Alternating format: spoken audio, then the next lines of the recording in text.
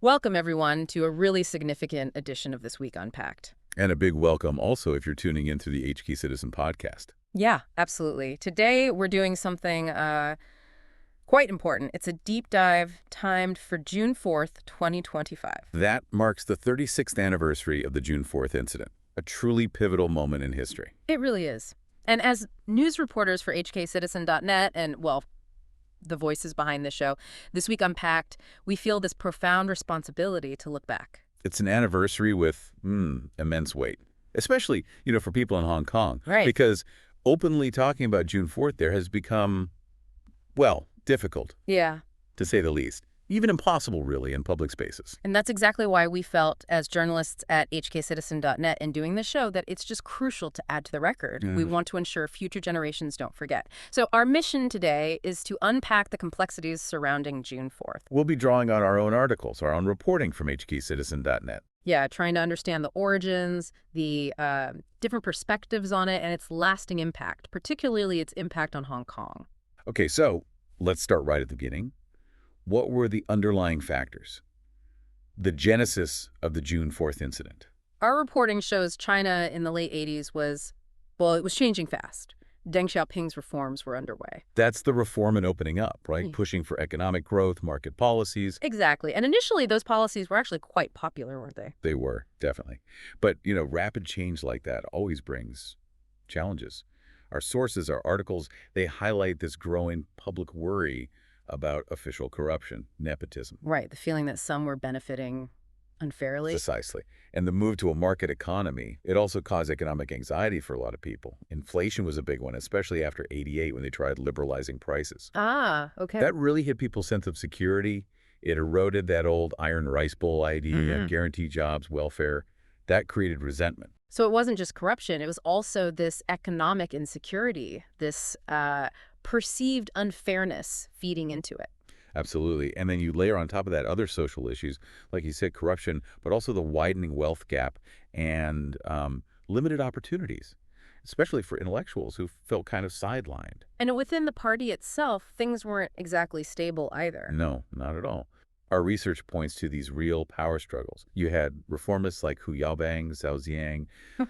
They seemed open to, well, at least some political liberalization. But then you had the conservatives, people like Chen Yun, Li Jianian, who wanted much tighter control. It's fascinating, though, that even Deng himself seemed to acknowledge, back then, that some political reform was needed. That's a really key point we found. Discussions had started in the '80s. Deng recognized issues like, power being too concentrated. But the sticking point was always how much reform and how fast. Exactly. That was the constant tension. And all this was happening while you had this sort of new Enlightenment movement bubbling up. Right, promoting democracy, science. Yeah, challenging old ideas. Figures like Fang Lizi were openly calling for more freedom and, well, their ideas clearly resonated with students. You saw activism growing. And the world stage at the time. That must have factored in, too. Late 80s? Oh, hugely. You had democratic movements gaining steam in Eastern Europe, Gorbachev's reforms in the Soviet Union. Right. It created this backdrop of possibility. It was definitely an inspiration for Chinese students seeing change happen elsewhere, maybe imagining it for China too. So you've got all these ingredients: economic anxiety, social discontent, internal party struggles, intellectual ferment, international inspiration. What was the actual spark, the immediate trigger? It was the death of Hu Yaobang, April 15th, 1989. He was seen as, one of the reform-minded guys. So the initial reaction was mourning. Yes, initially. Students gathered to mourn him. But it very quickly evolved. Yeah. That mourning became a channel for broader political demands. They started gathering in Tiananmen Square. Tiananmen Square, yes. Universities set up mourning halls. And it wasn't just Beijing either. Smaller gatherings started popping up in other cities too. And the students' goals, their demands, they broadened out pretty fast beyond just remembering who. Oh, definitely. The focus shifted to things like controlling inflation, tackling unemployment, corruption, that was a huge one, demanding government accountability, press freedom, freedom of association, democratic reforms. It became a much wider movement. Very quickly. By April 17th, they'd put together this 7-point petition and presented it to the government. Okay, what was in that petition? What were they asking for specifically? Well, they wanted a reevaluation of Hu Yaobang's legacy, punishment for officials who'd used violence against students before. Right. A proper press law for media freedom, They wanted leaders to disclose their incomes, transparency, basically. Hmm. Also, a reassessment of that earlier anti-bourgeois liberalization campaign, and importantly, fair media coverage of their own movement. And then they started sit-ins, trying to force a dialogue. Yeah, sit-ins at places like the Great Hall of the People, and significantly, at Xinhua Gate, that's the entrance to Zhongyanhai, the party headquarters. Trying to get leaders to talk directly. Exactly. Yeah. But those protests at Xinhua Gate on April 20th, well, they led to clashes with police. Things started getting tense. And the media became a flashpoint itself, didn't it? That World Economic Herald incident. Oh, that was pivotal. Mm. Jiang Zemin, who was Shanghai's party secretary then, censored a report commemorating Hu in that paper, and that just sparked outrage among journalists. They saw it as a direct attack on press freedom. It really poured fuel on the fire. So the movement was gaining momentum, broadening out. Yes, and students started organizing themselves, forming groups like the Provisional Student Action Committee, the Beijing Students' Autonomous Federation Gaozillion, Challenging the official student unions? directly challenging them, and calling for university strikes. It was really ramping up. Okay, so this really sets the stage. The students are organized, making demands. The public is showing support. How did the Communist Party react? Their views shifted quite a bit, didn't it? Dramatically. Initially, like we said, the focus was mourning Hu. But that changed very quickly. The turning point was really that April 26th People's Daily editorial. It is necessary to unequivocally oppose turmoil. That headline alone sounds ominous. It was. It officially branded the protests a conspiracy, said it was a very small number of people trying to overthrow the party, the socialist system. That editorial really hardened the official line. But the students didn't back down. Quite the opposite. It seemed to galvanize them. Hundreds of thousands marched on April 27th specifically to protest that editorial. Wow. And it's important, our reporting stresses this. Their slogans were often about anti-bureaucracy, anti-corruption. Many still said they supported the party, just a reformed party. So they weren't necessarily anti-communist at that stage, many of them. Not explicitly, no. They wanted reform from within.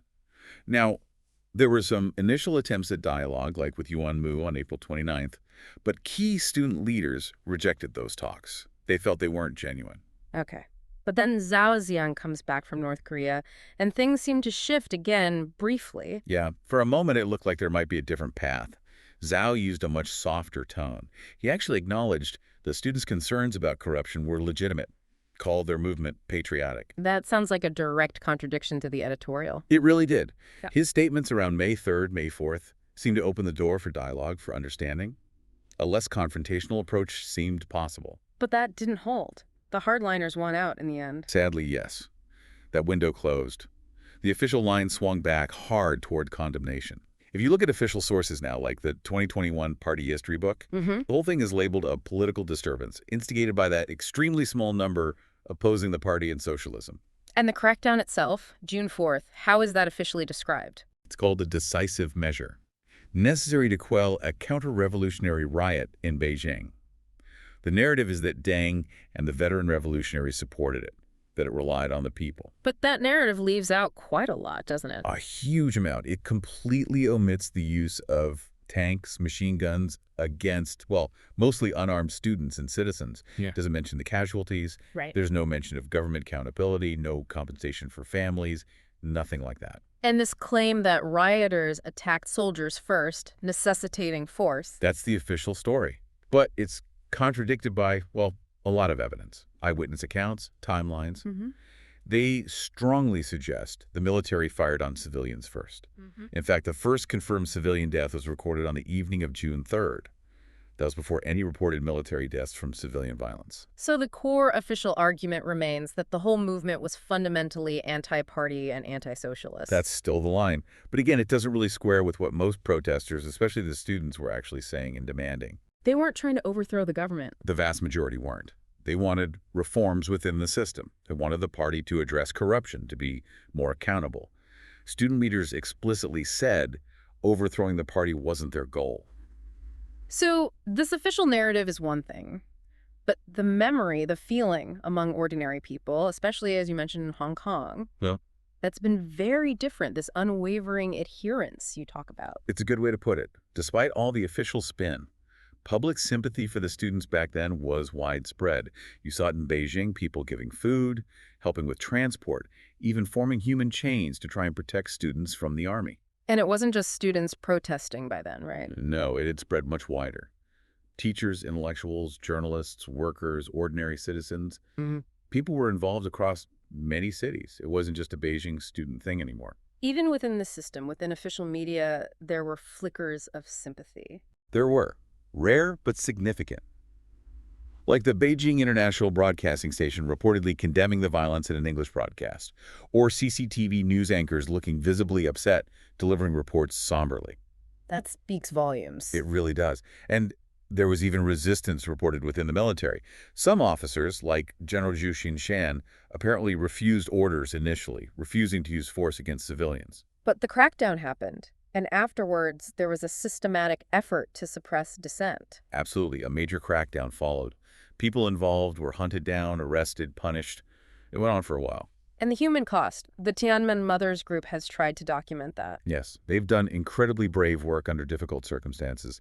They documented 202 deaths, people from all walks of life, different ages. But the actual number is still disputed. Highly disputed. The official figures are very low. Then you have estimates from the Chinese Red Cross, declassified foreign documents. The numbers vary hugely. We likely will never know the true count. And the legacy of June 4th, it changed China profoundly. Undeniably. It led to much tighter political control, pervasive censorship that continues today, and this deep-seated official reluctance or refusal to openly address what happened. But Hong Kong was different for a long time. For 3 decades, yes. Victoria Park in Hong Kong was unique. It was the only place on Chinese soil where huge public commemorations happened every year. The candlelight vigils. Those massive vigils. They became this incredibly powerful symbol of Hong Kong's remaining freedoms, its distinct identity under one country, two systems after '97. And groups like the Tiananmen Mothers kept pushing for truth. They have, relentlessly, seeking accountability, recognition for the victims despite immense pressure. Their courage is remarkable. But that era in Victoria Park is over now. The national security law changed everything. This is the silence in Victoria Park. It's a stark and sad reality. Since that law came in, public commemoration of June 4th in Hong Kong is effectively banned. No more vigils. No. For the last couple of years, any attempt to gather in Victoria Park on the anniversary has been shut down.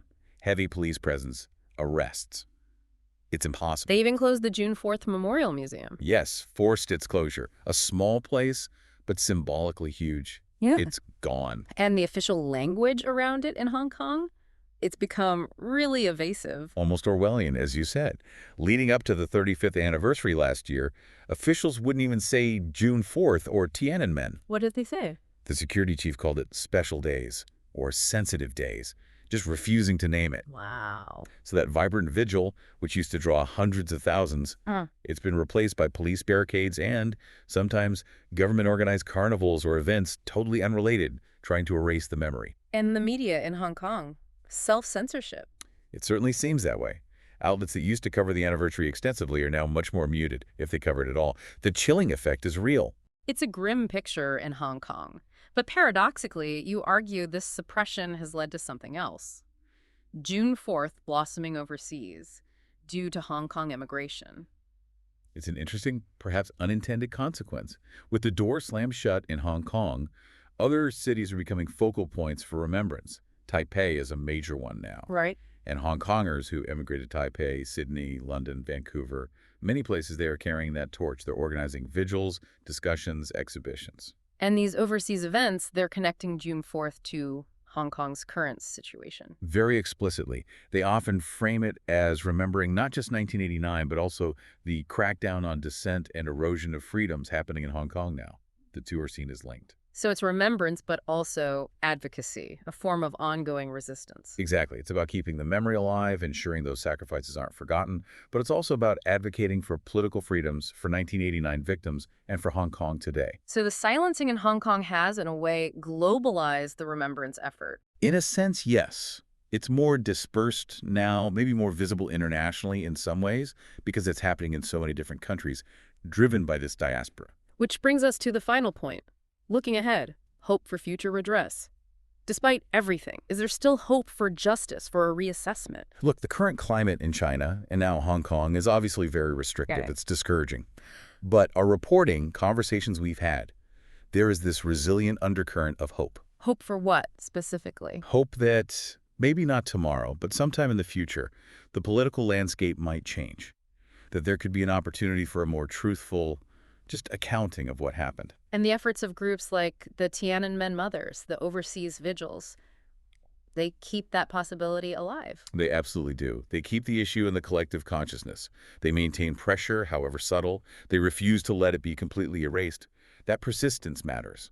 So the hope lies in future political change, enabling an honest reckoning. Exactly. And the importance of remembering, of understanding June 4th. That remains crucial, not just for China's history, but for the global pursuit of democracy, accountability, human rights, wherever those things are under threat. Well, thank you for taking this very important and I think quite sobering deep dive with us today on This Week Unpacked. And yes, our sincere thanks to all of you listening, especially those joining us via the HK Citizen podcast. It feels vital, doesn't it, to remember and try to learn from these huge historical moments. It really does. So we'll bid you farewell for now. And our deepest hope, truly, is that those who lost their lives in the June 4th incident may rest in peace, and that their families, somehow, someday, find peace in their hearts.